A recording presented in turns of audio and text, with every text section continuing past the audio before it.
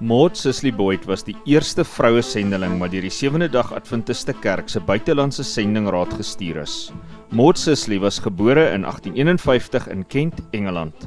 Na haar pa se dood immigreer die familie na die VSA waar hulle die Adventiste boodskap aanneem. 'n Besoek deur James en Ellen White oortuig hulle daarvan om te verhuis na die kerk se hoofkantoor in Battle Creek, Michigan. Maud was reeds vir 10 jaar Adventist toe sy geroep is om as 'n sendeling te gaan werk.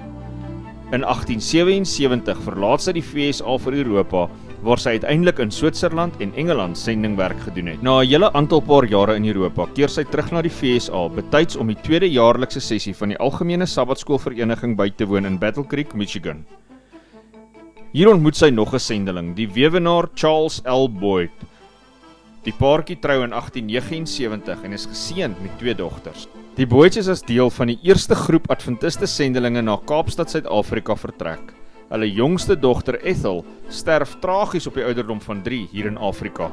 Die familie bly vir 4 jaar in Afrika en keer weer terug na die VSA betyds vir die Algemene Wêreldkonferensie Sakesitting in Battle Creek 1891.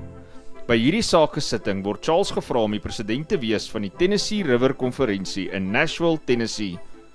Die Boyds was van die eerste werkers in Amerika se suide, waar hulle daarna gestreef het om rasseversperrings af te breek in antwoord op die oproep gemaak deur Ellen White.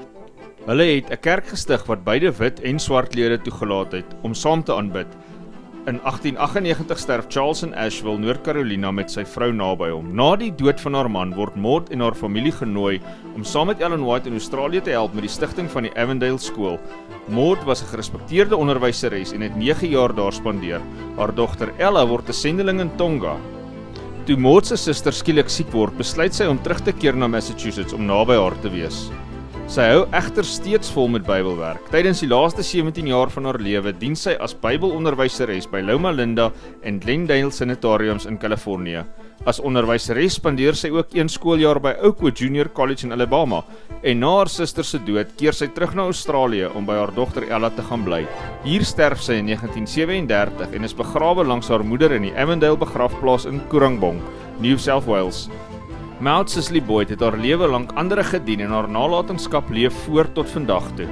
Vir meer stories omtrent sendingpioniers, besoek encyclopedia.adventist.org.